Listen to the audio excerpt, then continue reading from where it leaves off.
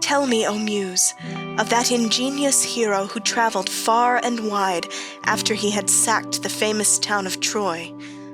Many cities did he visit, and many were the nations with whose manners and customs he was acquainted.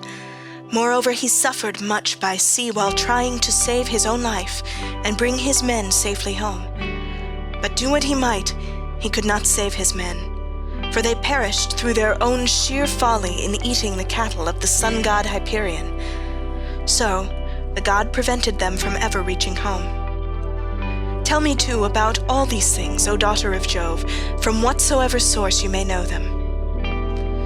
So now, all who escaped death in battle or by shipwreck had got safely home, except Ulysses, and he, though he was longing to return to his wife and country, was detained by the goddess Calypso, who had got him into a large cave and wanted to marry him.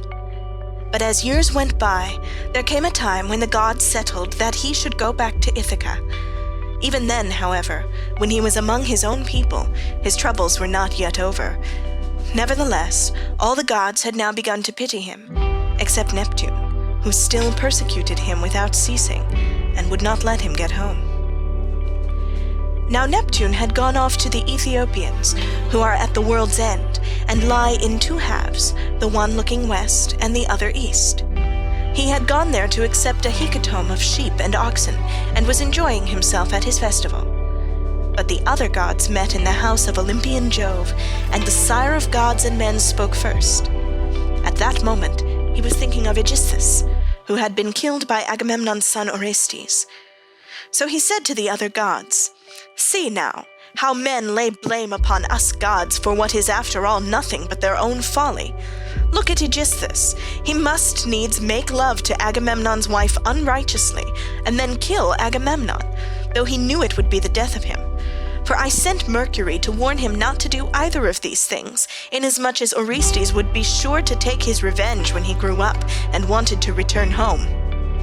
Mercury told him this in all good will, but he would not listen, and now he has paid for everything in full." Then Minerva said, "Father, son of Saturn, king of kings, it served Aegisthus right, and so it would anyone else who does as he did. But Aegisthus is neither here nor there. It is for Ulysses that my heart bleeds, when I think of his sufferings in that lonely sea-girt island, far away, poor man, from all his friends. It is an island covered with forest, in the very middle of the sea, and a goddess lives there, daughter of the magician Atlas, who looks after the bottom of the ocean, and carries the great columns that keep heaven and earth asunder. This daughter of Atlas has got hold of poor, unhappy Ulysses, and keeps trying by every kind of blandishment to make him forget his home, so that he is tired of life, and thinks of nothing but how he may once more see the smoke of his own chimneys.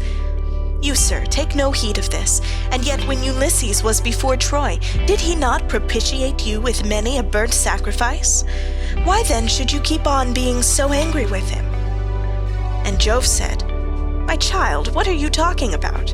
How can I forget Ulysses, than whom there is no more capable man on earth, nor more liberal in his offerings to the immortal gods that live in heaven? Bear in mind, however, that Neptune is still furious with Ulysses for having blinded an eye of Polyphemus, king of the Cyclops. Polyphemus is son to Neptune by the nymph Thuosa, daughter to the sea king Phorcys. Therefore, though he will not kill Ulysses outright, he torments him by preventing him from getting home. Still, let us lay our heads together and see how we can help him to return. Neptune will then be pacified, for if we are all of a mind, he can hardly stand out against us." And Minerva said, "Father, son of Saturn, king of kings, if then the gods now mean that Ulysses should get home, we should first send Mercury to the Ogygian island to tell Calypso that we have made up our minds, and that he is to return. In the meantime, I will go to Ithaca to put heart into Ulysses' son Telemachus. I will embolden him to call the Achaeans in assembly, and speak out to the suitors of his mother Penelope, who persist in eating up any number of his sheep and oxen. I will also conduct him to Sparta and to Pylos, to see if he can hear anything about the return of his dear father, for this will make people speak well of him." So saying, she bound on her glittering gold sandals, imperishable, with which she can fly like the wind over land or sea. She grasped the redoubtable bronze-shod spear, so stout and sturdy and strong, wherewith she quells the ranks of heroes who have displeased her, and down she darted from the topmost summits of Olympus, whereon forthwith she was in Ithaca, at the gateway of Ulysses' house, disguised as a visitor, Mentes, chief of the Taphians, and she held a bronze spear in her hand. There she found the lordly suitors seated on hides of the oxen which they had killed and eaten, and playing draughts in front of the house. Men servants and pages were bustling about to wait upon them, some mixing wine with water in the mixing bowls, some cleaning down the tables with wet sponges and laying them out again, and some cutting up great quantities of meat. Telemachus saw her long before anyone else did.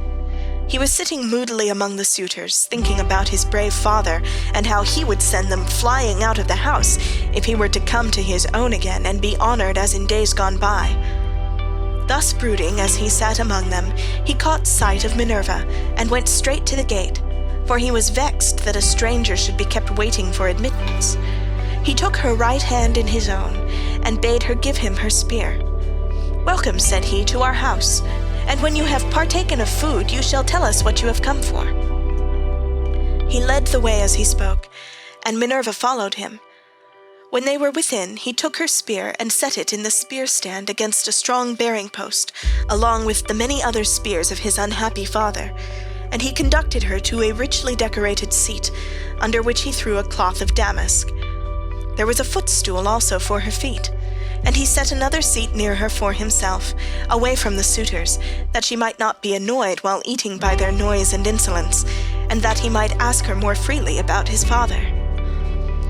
A maidservant then brought them water in a beautiful golden ewer, and poured it into a silver basin for them to wash their hands, and she drew a clean table beside them. An upper servant brought them bread, and offered them many good things of what there was in the house.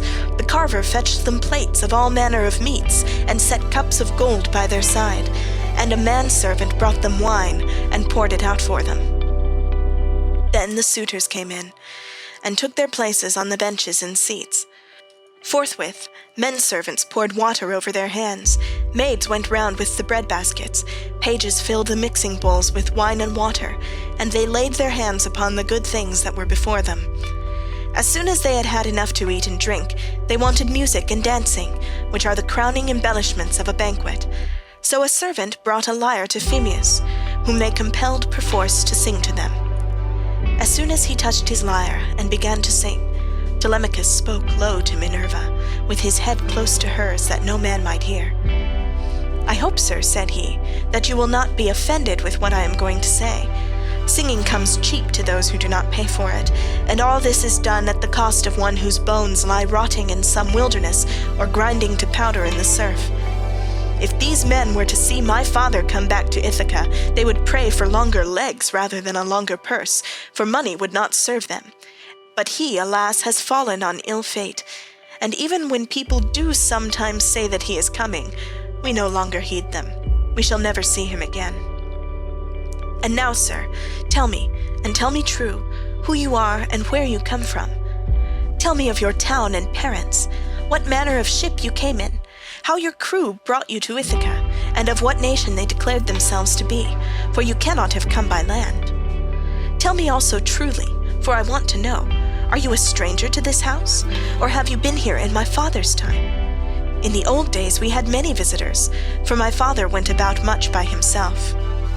And Minerva answered, "I will tell you truly and particularly all about it. I am Mentes, son of Anchialus, and I am king of the Taphians. I have come here with my ship and crew, on a voyage to men of a foreign tongue being bound for Temesa, with a cargo of iron, and I shall bring back copper. As for my ship, it lies over yonder, off the open country away from the town, in the harbor, Rheathron, under the wooded mountain Neritum. Our fathers were friends before us, as old Laertes will tell you, if you will go and ask him. They say, however, that he never comes to town now, and lives by himself in the country, faring hardly, with an old woman to look after him and get his dinner for him, when he comes in tired from pottering about his vineyard. They told me your father was at home again, and that is why I came. But it seems the gods are still keeping him back, for he is not dead, yet not on the mainland. It is more likely he is on some seagirt island in mid-ocean, or a prisoner among savages who are detaining him against his will.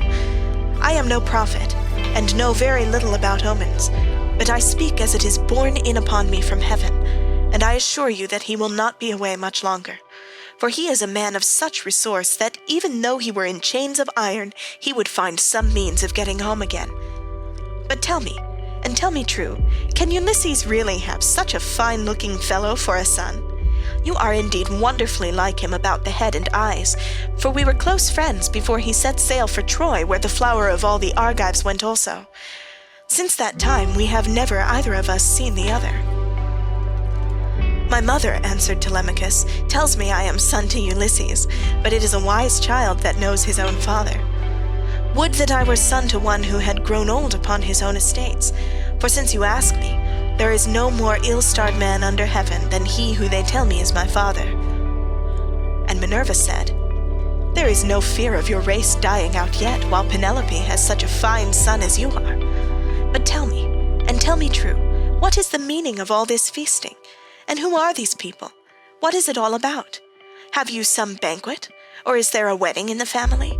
For no one seems to be bringing any provisions of his own. And the guests, how atrociously they are behaving! What riot they make over the whole house! It is enough to disgust any respectable person who comes near them.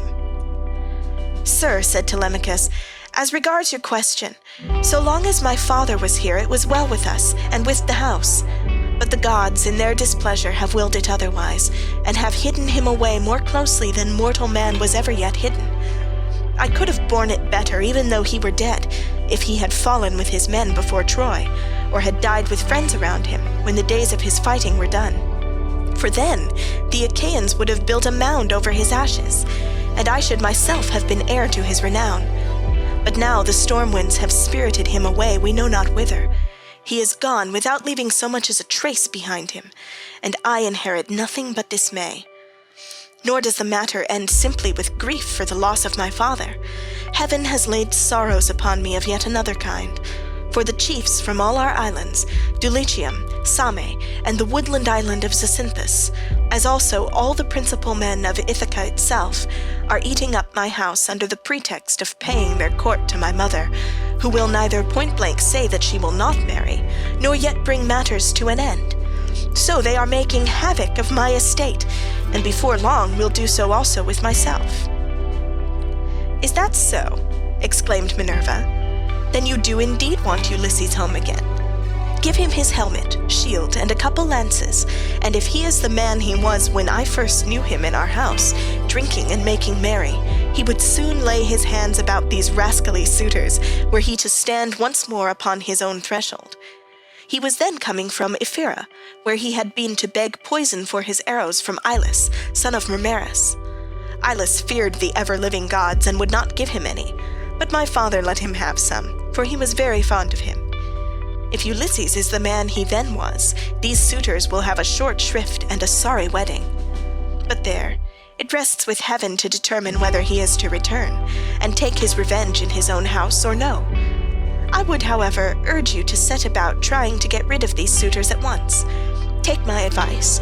Call the Achaean heroes in assembly tomorrow, lay your case before them, and call heaven to bear you witness. Bid the suitors take themselves off, each to his own place, and if your mother's mind is set on marrying again, let her go back to her father, who will find her a husband, and provide her with all the marriage gifts that so dear a daughter may expect. As for yourself, let me prevail upon you to take the best ship you can get, with a crew of 20 men, and go in quest of your father who has so long been missing. Someone may tell you something, or, and people often hear things in this way, some heaven-sent message may direct you. First go to Pylos and ask Nestor. Thence go on to Sparta and visit Menelaus, for he got home last of all the Achaeans. If you hear that your father is alive and on his way home, you can put up with the waste these suitors will make for yet another 12 months. If on the other hand you hear of his death, come home at once. Celebrate his funeral rites with all due pomp, build a barrow to his memory, and make your mother marry again. Then, having done all this, think it well over in your mind how, by fair means or foul, you may kill these suitors in your own house. You are too old to plead infancy any longer. Have you not heard how people are singing Orestes' praises for having killed his father's murderer Aegisthus? You are a fine, smart-looking fellow. Show your mettle then, and make yourself a name in story. Now, however, I must go back to my ship and to my crew, who will be impatient if I keep them waiting longer. Think the matter over for yourself, and remember what I have said to you." "Sir," answered Telemachus, "it has been very kind of you to talk to me in this way, as though I were your own son, and I will do all that you tell me. I know you want to be getting on with your voyage, but stay a little longer till you have taken a bath and refreshed yourself. I will then give you a present, and you shall go on your way rejoicing. I will give you one of great beauty and value, a keepsake such as only dear friends give to one another." Minerva answered, "Do not try and keep me, for I would be on my way at once. As for any present you may be disposed to make me, keep it till I come again, and I will take it home with me. You shall give me a very good one, and I will give you one of no less value in return." With these words, she flew away like a bird into the air, but she had given Telemachus courage, and had made him think more than ever about his father. He felt the change, wondered at it, and knew that the stranger had been a god, so he went straight to where the suitors were sitting. Phemius was still singing, and his hearers sat rapt in silence as he told the sad tale of the return from Troy, and the ills Minerva had laid upon the Achaeans. Penelope, daughter of Icarius, heard his song from her room upstairs, and came down by the great staircase, not alone, but attended by 2 of her handmaids. When she reached the suitors, she stood by one of the bearing posts that supported the roof of the cloisters, with a staid maiden on either side of her. She held a veil, moreover, before her face, and was weeping bitterly. "Phemius," she cried, "you know many another feat of gods and heroes, such as poets love to celebrate. Sing the suitors some one of these, and let them drink their wine in silence.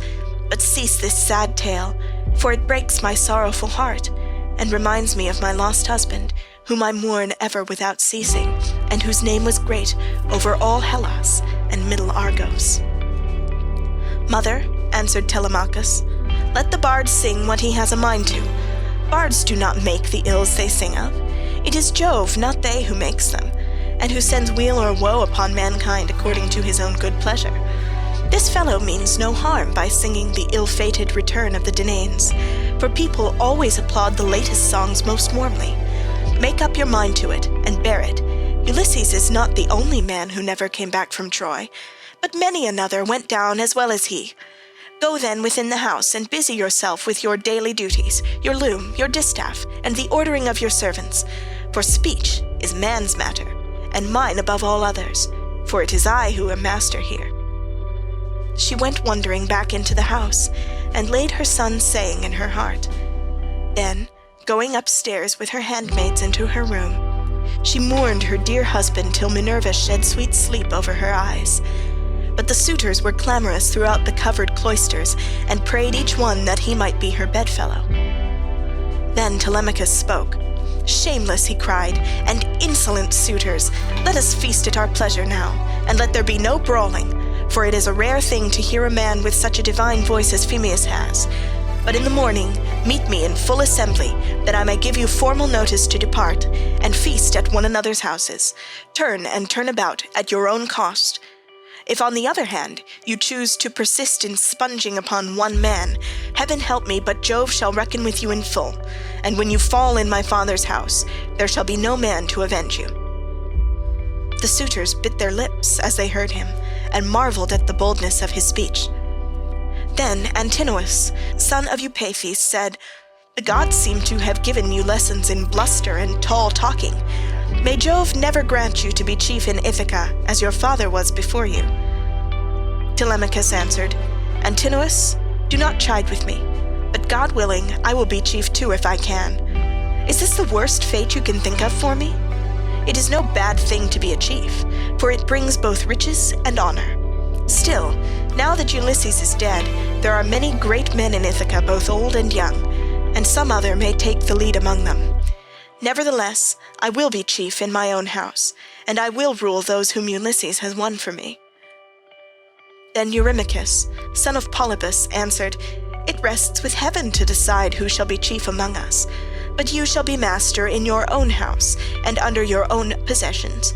No one, while there is a man in Ithaca, shall do you violence and rob you. And now, my good fellow, I want to know about this stranger. What country does he come from? Of what family is he? And where is his estate? Has he brought you news about the return of your father, or was he on business of his own? He seemed a well-to-do man, but he hurried off so suddenly that he was gone in a moment before we could get to know him." "My father is dead and gone," answered Telemachus, "and even if some rumor reaches me, I put no more faith in it now. My mother does indeed sometimes send for a soothsayer and question him, but I give his prophecies no heed. As for the stranger, he was Mentes, son of Anchialus, chief of the Taphians, an old friend of my father's. But in his heart he knew that it had been the goddess." The suitors then returned to their singing and dancing until the evening. But when night fell upon their pleasuring, they went home to bed, each in his own abode. Telemachus' room was higher up in a tower that looked on to the outer court. Hither then he hied, brooding and full of thought.